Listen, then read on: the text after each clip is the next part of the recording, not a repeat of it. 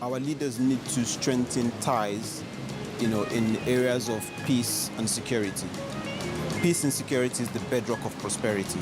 Without peace and security, we cannot even talk about economic development. Without peace and security, we cannot talk about creating jobs. They have the greatest resources in Africa.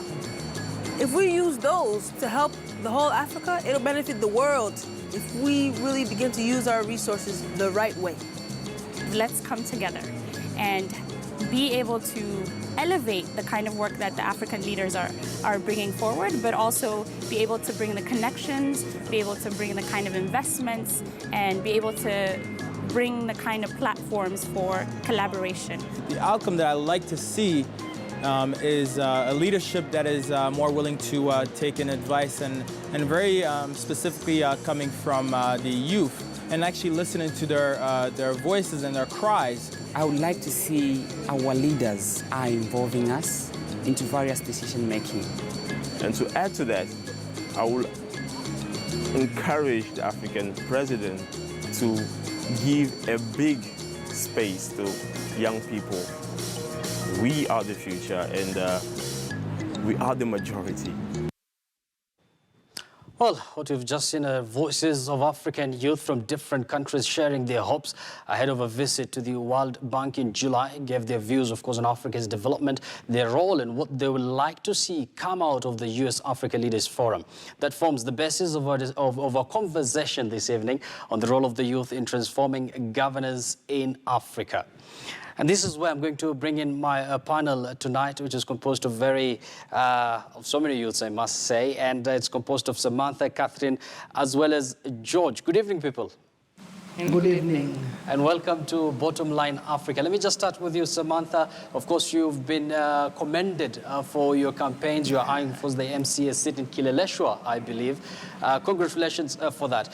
So, Samantha, so many people have been saying, African youth are the leaders of tomorrow. Yeah. Do you think this is becoming some sort of a cliche?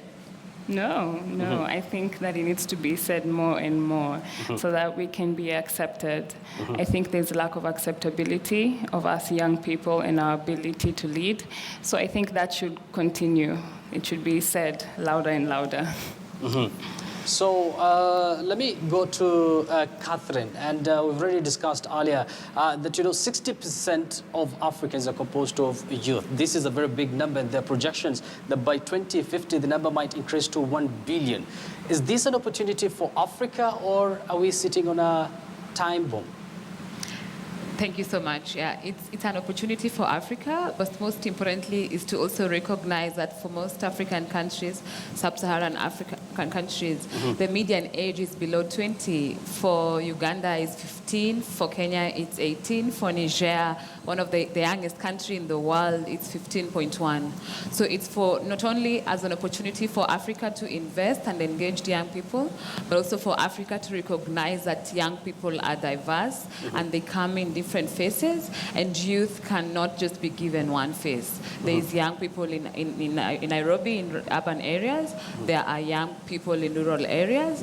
There are young women, young men.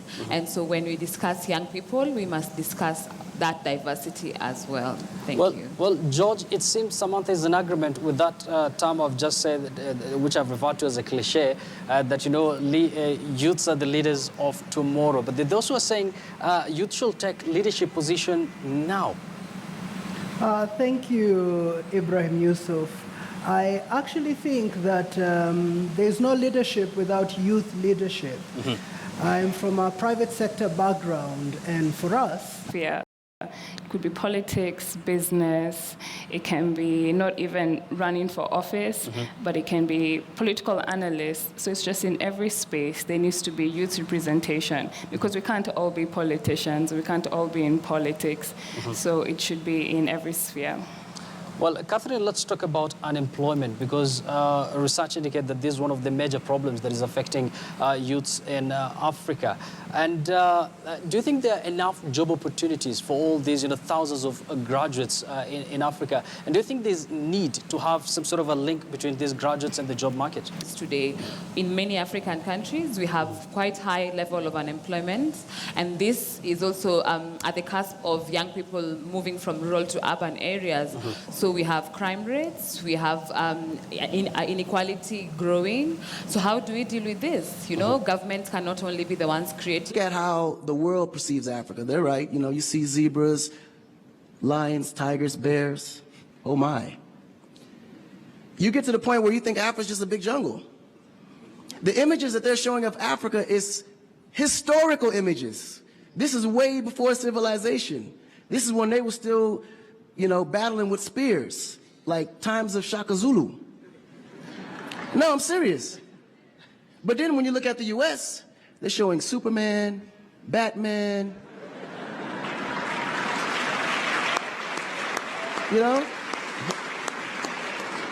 Where is our Superman? Where is our, Shaka Zulu should be a superhero today. Really. So we have to tell our own stories. I mean, even Jesus is white. And you believe it.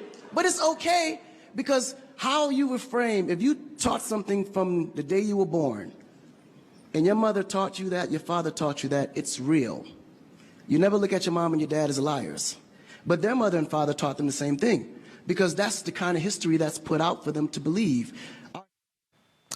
Very interesting perspective there from Akon. And George, this is where I want to bring you in. It seems there's need for the youths in Africa to sell this very beautiful continent out there. And if I can gather what Akon has been talking about, it's all about branding. Yes, definitely. The African brand has not been doing very well for a long time. But in the last 10 years, we've had an experience where the African brand has surged in what we call the Africa Rising story. It is both a growing self-esteem within the continent, but it also is a reflection of the reality in this continent. Today, as young Africans, we are proud to be at home. If you move from Cape Town to Khartoum, you will hear Nigerian music being enjoyed in every social place in the main cities. But if you take some time before the 90s, you'd only hear American music. So there is a growing esteem amongst Africans who live within the continent and also Africans in the diaspora. But what is critical for us is not only just the branding, but also the reality of life within the continent. We are looking at a young continent that is trying to industrialize, that is trying to create opportunities for young people, that's trying to achieve its aspirational self. If you move across sub-Saharan Africa, every country has published what we call a Vision 2030.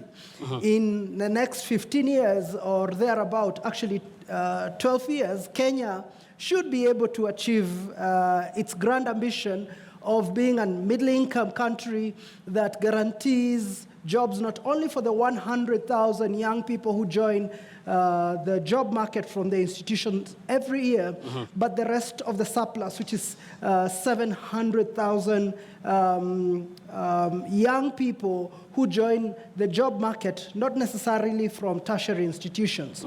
So there are bigger questions for us to address. Exactly. And George, some of the questions have to do with the policy environment. Now, Samantha, those who are saying that, there's need to have a conducive policy environment for the youth, because most youths complain that when it comes to, job applications, corruption is still very much rampant. It is. It's so high. Like, I have to either know someone within the organization, I have to be fronted by someone. So it's expensive, and it's very... It leaves us so disadvantaged, and we feel so Like, we cannot be able to be our best selves because I have to know someone. So I think it's time that even organizations, right, begin to embrace us more without knowing where we come from. Not all of us come from money, a good name, you know. So it's important that the society at large also begins to change how it is they embrace us young people. Of course, there's need to give everyone equal opportunity. Yes. Now, for now, let's listen into what the former U.S. President Barack Obama had to say about, emerging markets in Africa.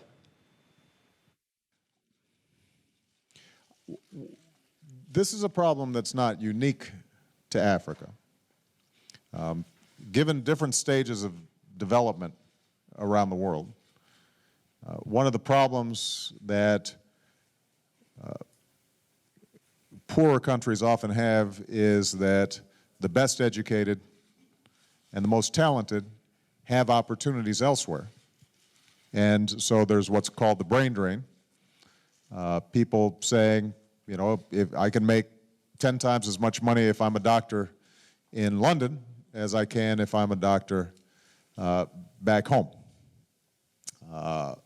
And so this is a historic problem. Here's the interesting moment that we're in, though. If you look at where the greatest opportunities are, they're actually now in emerging markets. I mean, there are countries in Africa that are growing 7, 8, 9% a year. So if you're an entrepreneur now with an idea, you may be able to grow faster and achieve more back home than you could here. Now, it entails greater. Well, that is former U.S. President Barack Obama speaking there. Now, Catherine, I'm sure you'll agree with me that most African countries are recording a growth, but enough attention is not being given to youths. Thank you so much. And I want to pick up where George left in terms of saying that Africa is rising. And I want to stretch it further and say that Africans should be rising as Africa rise. And currently, as we have determined, is that a lot of Africans currently are young people. And so we must be able to trust the future and the present with the young people moving forward. Now, I have a final question for all of you. It's a question that we did ask our viewers earlier on our Twitter poll. And George, I believe I shall start with you for now. And do you think Africa is ready for youthful leadership? Thank you, Ibrahim. I think Africa is ready not only for youth leadership, but for transformational leadership. Three things that we must do to make sure that youth leadership bears fruit. The first thing is to lower the cost of living in this country and in many African countries, first by food security and providing public housing. The second thing that we must do is emphasize on intra-Africa trade, that it makes more sense for a Kenyan to make business with a Tanzanian as opposed to trying to sell to the US. In fact, you fetch better money and that it's quicker money. And finally, as African countries, we have to invest in intelligent policies. We have to start to think about industrialization, but industrialization that pulls the poorest with the least amount of the least skills to a high level of productivity and good wages so that they can contribute to the development of the country. Well said, George, and I see Catherine is having difficulty in hearing me. Of course, you'll pass that question to her. But for now, Samantha, let me just play back that question to you once again. Do you think Africa is ready for youthful leadership at a time when we're seeing a lot of African strongmen still in power? Yes, but mine would be to challenge us, the young people, to step up, because nothing is going to be presented to us. So let's just get into that space. Let's make ourselves, let's demand to be on the table. Let's demand to be where decisions are being made, because that's important, because they won't look for us, you know. We're always going to be sidelined, as it's always been. So it's time for us to just put ourselves in front there, run for office, you know, even if you become third, like I did, but present yourself. That's the most important. Yeah, Samantha, of course, you're still young, and of course, we still have elections to come in the year 2022 and the rest. Many thanks, Samantha, for your opinion there. Your final comment, Catherine, if you could hear me now. Thank you so much. Yes, young people are ready for leadership. In fact, they are taking leadership. So it's not only for us to stop considering young people's voices and contribution peripheral, but as central. Because the young people who've been given the mantle of leadership have not only proven themselves, but they have delivered results.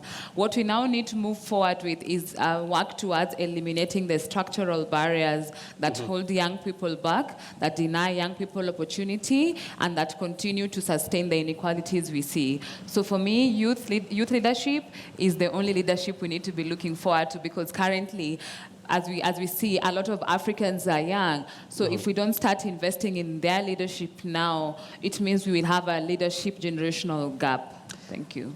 Thank you for that input, Catherine Nyambura, George Gashara, as well as Samantha Maina. Many thanks, all of you, for contributing to our program tonight. And of course, we do apologize. Earlier, we were to link with Andrew Ntewewe, who is the president of the Young African Leaders Forum. We didn't manage to get hold of him because of technological issues. The same happened with Angelo Fick.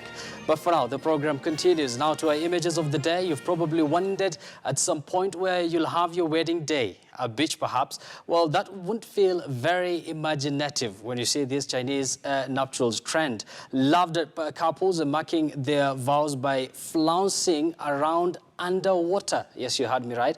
Hours are spent on hair